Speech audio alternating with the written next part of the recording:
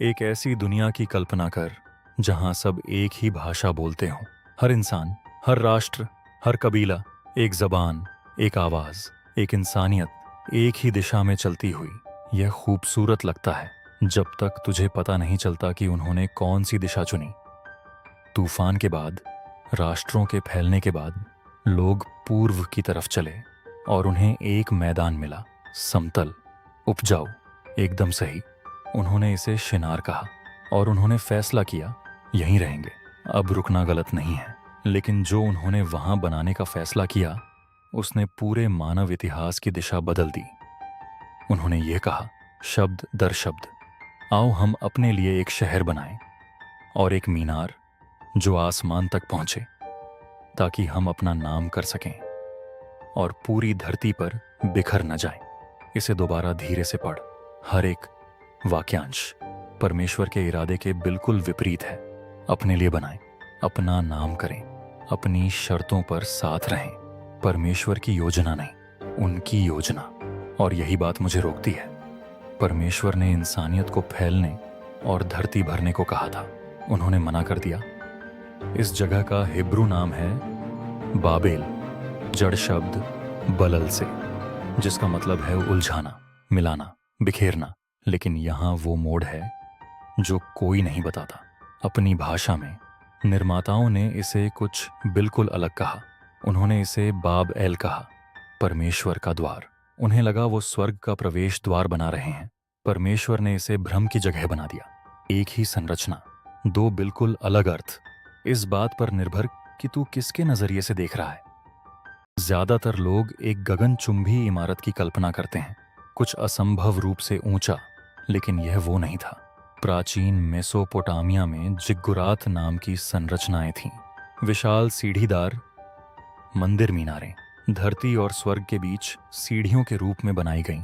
ऐसी जगहें जहां देवता उतरते और इंसान चढ़ते थे। बाबेल की मीनार सिर्फ वास्तुकला नहीं थी, यह धर्मशास्त्र था। एक बयान कि स्वर्ग और धरती के बीच संपर्क पर किसका नियंत्रण है, और इंसानियत ने फैसला कर लिया था कि उनका। और फिर बाइबल कुछ ऐसा कहती है जो सबको रोक देना चाहिए। प्रभु उस शहर और मीनार को देखने नीचे आए। नीचे आए। जो मीनार उन्होंने स्वर्ग तक पहुंचने के लिए बनाई इतनी छोटी थी कि परमेश्वर को उसे देखने के लिए नीचे आना पड़ा। इसे महसूस होने दे।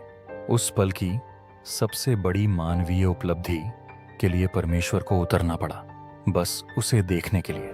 ब्रह्मांड में कोई घमंड नहीं है जो परमेश्वर के नजरिए से बड़ा दिखे। यहाँ पुरातत्व चुपचाप क्या पुष्टि करता है। प्राचीन बेबीलोन में एतेमेनांकी नाम का एक जिग्गुरात था। सुमेरियन में इसके नाम का मतलब है स्वर्ग और धरती की नींव का घर।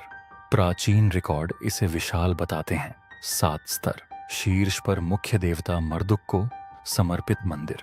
कुछ इतिहासकार मानते हैं कि यह उसी स्मृति से जुड़ा हो सकता है जिसे उत्पत्ति बयान कर रही है।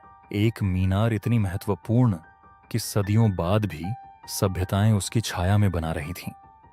परमेश्वर देखता है वो क्या बना रहे हैं और वो कुछ असाधारण कहता है। यदि एक ही भाषा बोलने वाले एक ही लोगों ने यह करना शुरू किया है, तो जो कुछ भी वे करने की योजना बनाएंगे वह उनके लिए असंभव नहीं होगा। इसे ध्यान से पढ़।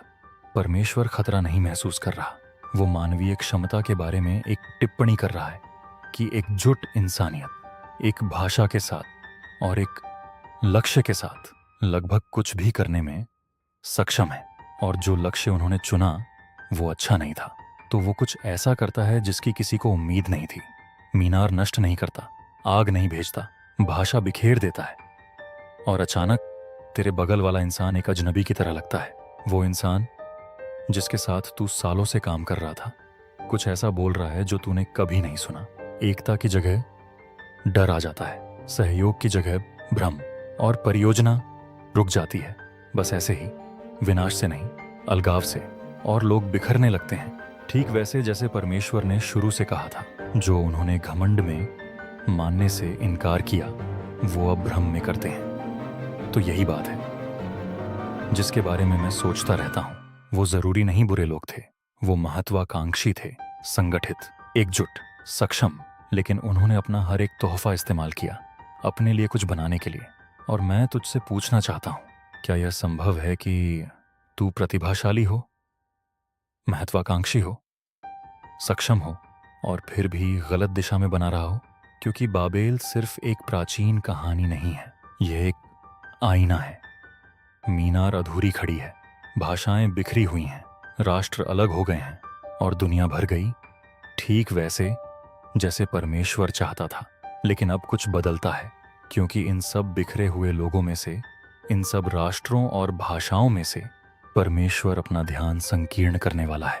एक इंसान पर, एक परिवार पर, एक असंभव वादे पर। एक ऐसा इंसान जो सब कुछ छोड़ देगा जो वो जानता है, क्योंकि परमेश्वर ने बस कहा जा। एपिसोड से सीजन आ रहा है और कहानी हमेशा के लिए बदलने वाली है।